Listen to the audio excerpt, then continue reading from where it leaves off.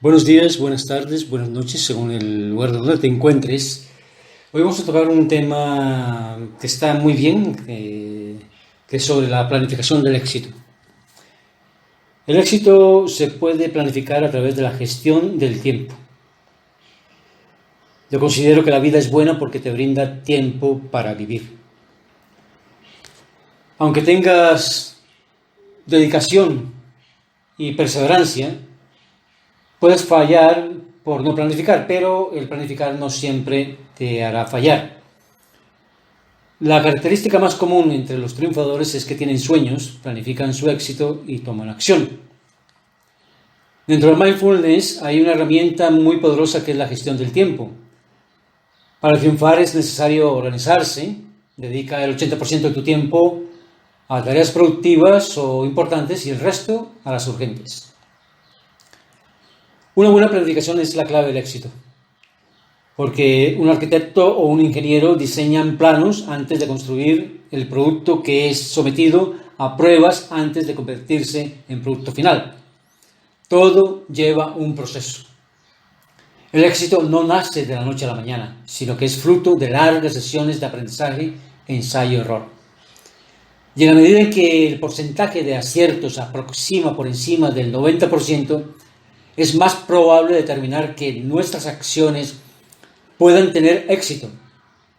Esto te da seguridad y confianza en ti mismo. Si tú quieres tener éxito, planifícalo. Te invito a probarlo, descubres conexiones entre cerebro y sistema inmunológico. Porque al fin y al cabo tú planificas tu éxito. Lo divertido del éxito es que aparece cuando te centras en lo que quieres, no en lo que no quieres. Es decir, tu éxito desaparece cuando te centras en emociones que no son acordes con lo que deseas. Tú creas tu futuro. Este es el secreto.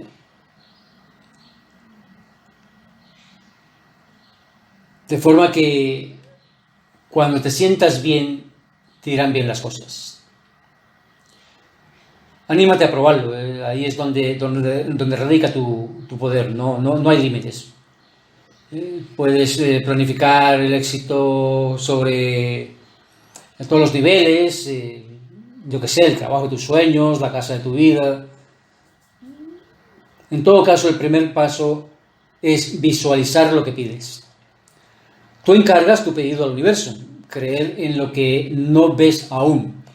Prueba a modificar tu vida con fe.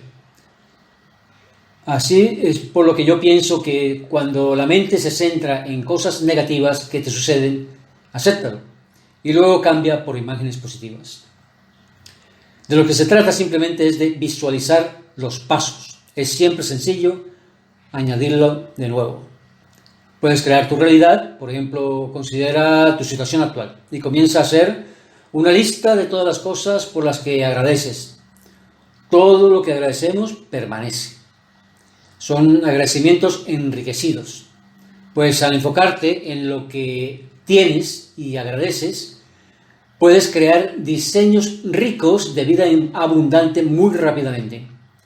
Cuando visualizas, materializas, porque la mente no distingue, la imagen es lo importante. Es el resultado lo que crea las imágenes. El poder interior es la manifestación del universo. Pues es así como el universo funciona, en sintonía. Quiere decirse que cualquiera puede tener el hábito del comportamiento, profundizando en ti mismo. Puedes crear riqueza dando paz incluso a tu alma. Puedes crear cualquier tablero de visión que quieras, estático, dinámico, decorativo o plano. Hay muchas sugerencias sobre metas para cumplir en la vida. El universo, de hecho, es poesía.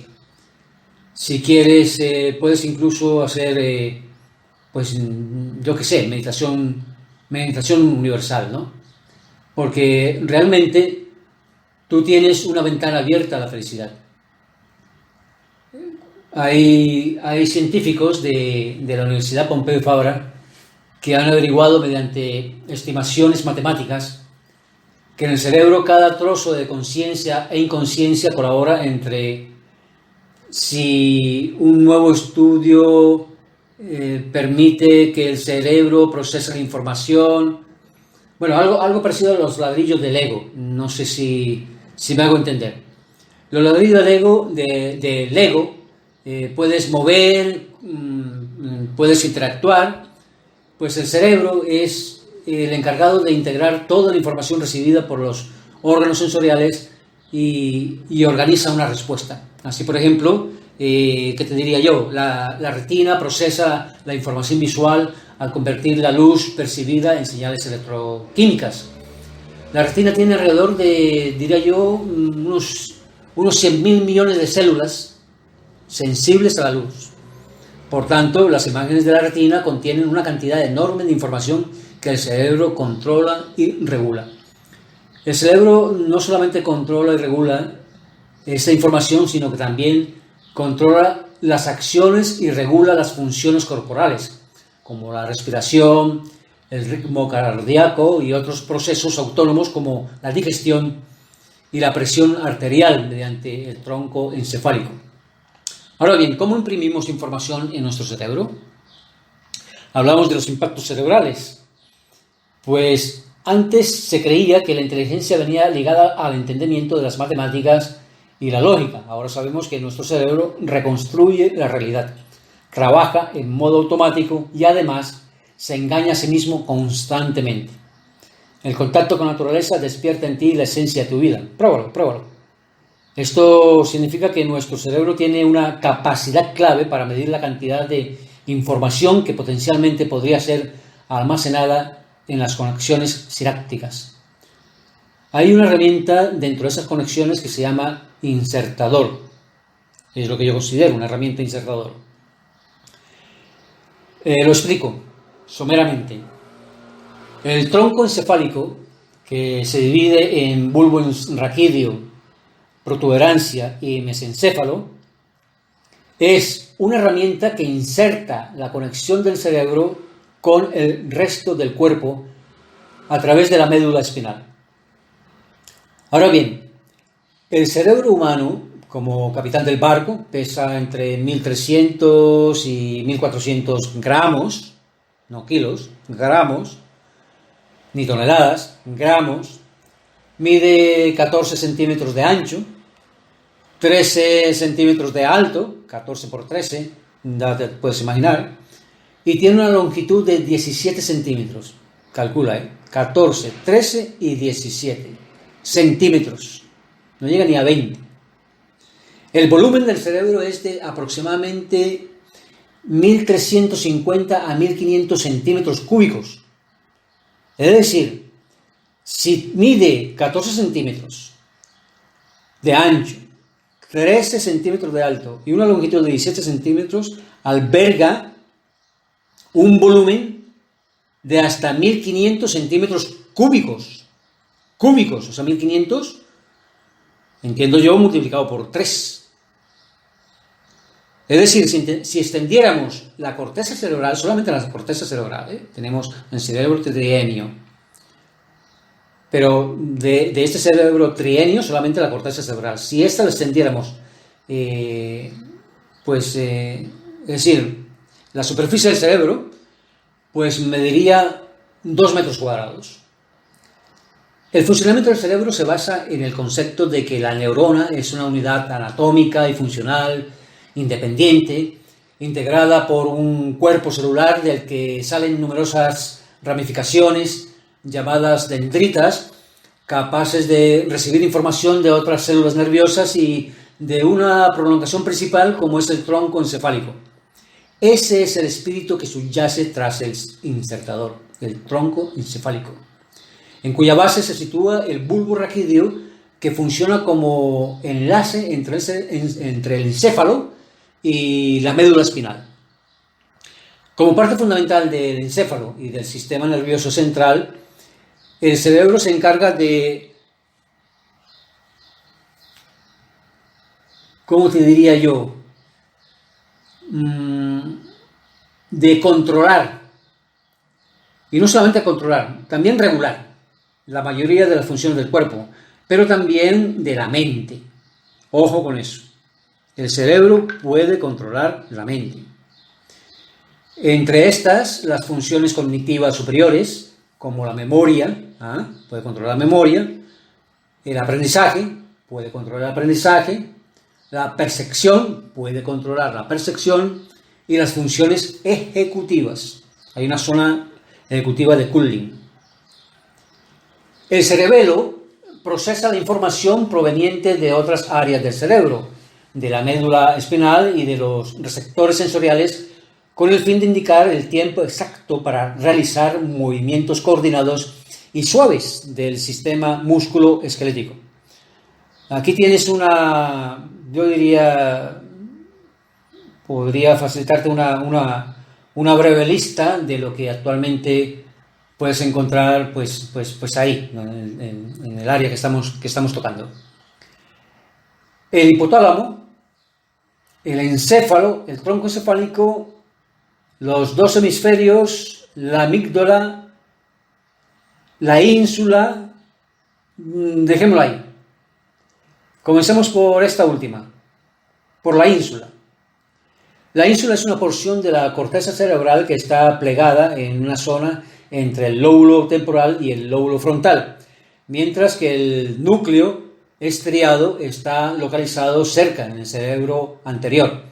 Los científicos observaron que tanto el amor como el deseo sexual activan diferentes áreas del núcleo estriado, la zona del placer. Ahora bien, en cuanto al hipotálamo, es una glándula hormonal del volumen de un guisante, podríamos decir, situado en el centro del cerebro que controla y regula cada glándula y a su vez cada una de las funciones del organismo. Su función principal es la homeostasis, esto es el proceso de devolver alguna cosa a la neutralidad, a su punto de partida. Por lo que hace al tronco encefálico, es la mayor ruta de comunicación entre el cerebro anterior, la médula espinal y los nervios periféricos. Controla varias funciones, incluyendo la respiración, la regulación del ritmo cardíaco y aspectos primarios de la localización del sonido. Por lo tanto, el encéfalo es la masa nerviosa contenida dentro del cráneo.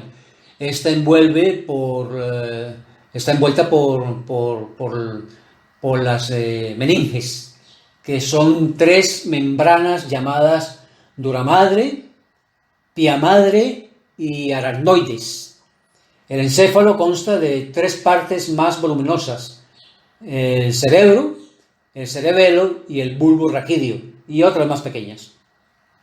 El cerebro humano consta de dos hemisferios, unidos por el cuerpo calloso que se hallan relacionados con áreas muy diversas de actividad y funcionan de modo muy diferente, aunque complementario.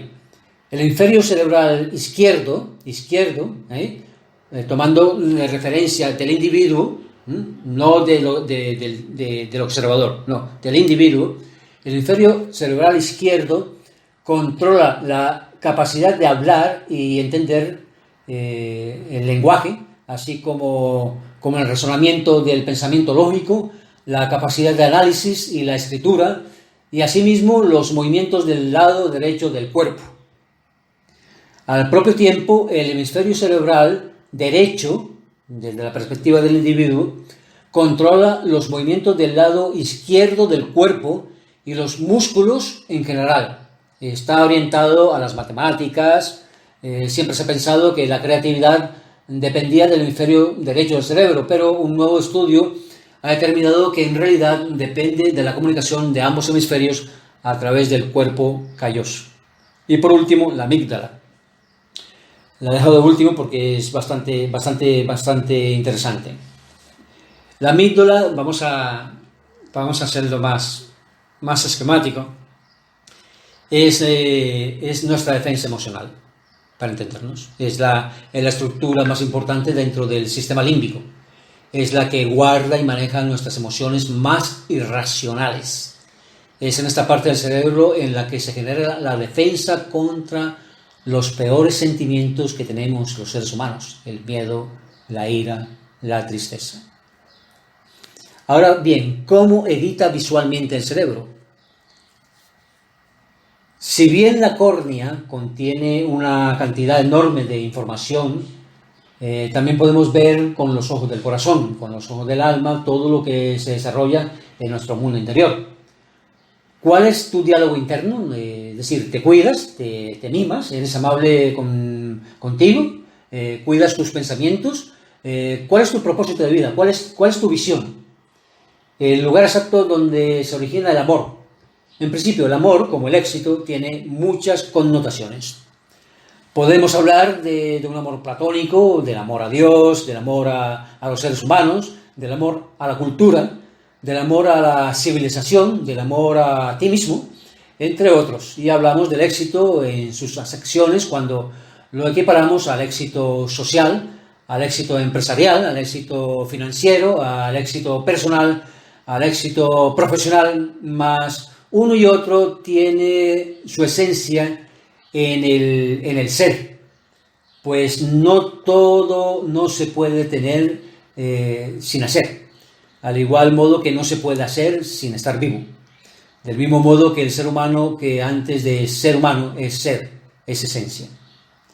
Los estudios de neurociencia precisamente han demostrado muchas cosas de lo que estamos hablando, de cómo funciona nuestro cerebro, ese eslabón perdido del conocimiento.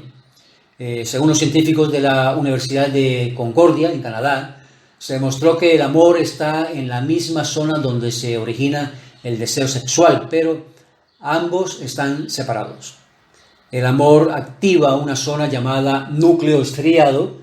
Los estudios del cerebro ya han demostrado que las emociones humanas se originan en el sistema límbico, un conjunto de estructuras que incluyen al hipocampo y la amígdala, entre otras, donde se controlan una serie de funciones que incluyen las emociones, la conducta, la atención, el estado de ánimo, la memoria, el placer, etc. Todas estas opciones están en el insertador. Las emociones del tronco encefálico o cerebelo, el cerebro más antiguo o el segundo cerebro reptiliano, base neurológica que comunica las emociones, más bien conocido en la práctica clínica y científicamente como sustancia blanca o masa encefálica. Ahora bien, en una nueva investigación donde participaron neurocientíficos de las universidades de Syracuse y Virginia Occidental de Estados Unidos, así como el Hospital Universitario de Ginebra en Suiza, se revisaron 20 estudios que habían analizado la actividad cerebral del amor y el deseo sexual. Desde el punto de vista emocional, en dichas actividades devienen medios enriquecidos. Estos medios enriquecidos esas resultas vienen estructurados según los resultados de estos últimos estudios que revelaron que dos estructuras del cerebro, en particular la ínsula y el núcleo estriado, son los responsables tanto del deseo sexual como del amor, que comparten algunas áreas de activación emocional y activaciones comunes, siendo el amor mucho más complejo y abstracto y parece involucrar muchas áreas del cerebro que se orientan mediante el mapa cerebral del amor, donde el amor no se origina en el corazón, sino en esos cosquilleos que sentimos en el vientre cuando nace en nosotros el amor y que solo funciona cuando hay algo con un valor inherente para estimularlos, siendo el palpitar su consecuencia, según los científicos aludidos. El amor realmente es un hábito que se forma con el deseo sexual y que recompensa a ese deseo. El profesor Jim Plough en 2012 dice que en el cerebro el amor funciona de la misma forma como cuando la gente se vuelve adicta a las drogas. Entonces, en este sentido, no obstante, mindfulness con la práctica clínica no cambia la experiencia de las emociones y el placer, las hace conscientes, como cuando somos conscientes al tiempo de alimentarnos. Vamos a ver, vamos a aclarar un poquito todo este meollo del asunto. Vamos por partes.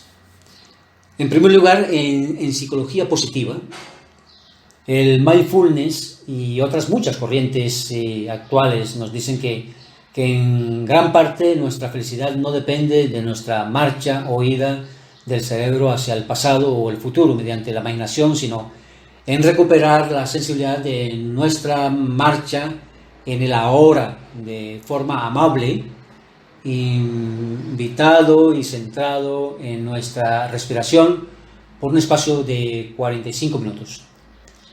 Al concentrarse nuestra atención en las fosas nasales, en el pecho y en la zona del vientre, se establece una comunicación eficiente desde una presencia plena. No olvidemos que nacimos a la vida con un toque pulmonar. Con mindfulness, basado en estudios científicos, fomentas tu creatividad, gestionas mejor tu tiempo, hay mayor conexión con las demás personas y mejoras tu bienestar personal. El bloque incrustal incluso del tronco encefálico del que hablamos también tiene estas emociones y es adaptable desde la base. El mindfulness o atención plena es el estado natural del ser humano en su propia naturaleza, en su propia esencia, que nos ayuda a cuidarnos para ser cada uno en sí mismo, tomando en conjunto mayor conciencia de todo lo que nos sucede. Con mindfulness se trabaja la atención, tu dosis diaria de inspiración, una ventana abierta a la felicidad. Así pues que la atención plena es una experiencia de primer orden, como dice Jon Kabat-Zinn, es en primera persona y no una experiencia filtrada por la experiencia de otro. En definitiva, en fin, considero que con mindfulness ayudas a construir tus propios pasos. Sé que tu futuro pues está en ti, es tu secreto oculto, pues entonces en ese caso abraza tu esencia. En mi opinión, si cabe, todos los estudios científicos, ya para cerrar y bordar, todos los estudios científicos abordados hasta aquí son resultado de unos trabajos concienzudos que conducen a conclusiones que, para mi entender, no abordan en su totalidad la estrategia del ser humano. Quiere decirse que, si bien es cierto que ahora conocemos de primera mano qué zonas cerebrales se estimulan por acción del amor, ello no es óbice para apartar de nuestro conocimiento que el amor también se siente en el corazón, en nuestro palpitar que se acelera, en nuestra piel incluso, y hasta en las pupilas que se dilatan, por poner algunos ejemplos. ¿Quiere esto decir que el amor reside o nace en las pupilas, en la piel o en el corazón, única y exclusivamente? Es sencillo entender, por tanto, que todas son manifestaciones del amor. Así, por ejemplo, el amor a Dios es espiritual. Solo en el espíritu podemos conocer a Dios. El espíritu es la esencia del ser, así como el ser es la esencia del humano y el humano, a su vez, es la esencia del pensamiento, de la idea, de un sueño que en nosotros se hace en realidad. Y además, ¿por qué no decirlo? El pensamiento, la idea y la mente residen en el cuerpo humano. Finalmente, como no puede ser de otro modo, queda un resquicio aún por aclarar. Es el tema de la imaginación. Albert Einstein decía que la imaginación es más grande que el conocimiento, con lo cual no podemos aparcar la imaginación, las imágenes de nuestra mente, en el caso de mindfulness. El paquete viene entero. Otra cosa es cómo gestionar las imágenes cuando estamos en mindfulness. En mis imágenes tengo recuerdos y tengo sueños. No puede existir el presente en detrimento de la imaginación innata, en detrimento de otro ser humano, ni en función de otro pensamiento atado solo a la hora. Pienso que entre todos formamos un todo, un solo ser, un solo espíritu. Somos pasado, somos presente y somos futuro. Experimentos con monos indican que si se le suprime el cerebelo, si se le suprime el cerebelo, la memoria, es decir, se vuelven locos si se suprime el cerebelo. Igual pasa con el PC. Por ejemplo, no arranca si no tiene un programa. Dejar volar en libertad a la imaginación, asomarnos al mundo con la imaginación de un niño, con la curiosidad de un niño en términos de Einstein. Somos parte de la esencia y a la vez esencia en sí mismos, considerados, unidos. Somos unión universal, somos partículas del universo, y el ser hace cosas y tiene cosas, pero estas cosas no hacen ni tienen al ser, sino que el ser existe en todas y cada una de las cosas. Todas las cosas que existen, entonces, por tanto, entienden. El ser, en cualquier caso, es más grande que su obra, no es su obra. Desde el respeto hacia el respeto, un cordialísimo saludo para todos y para todas. Marín Tarero. Que termines de tener una semana muy cordial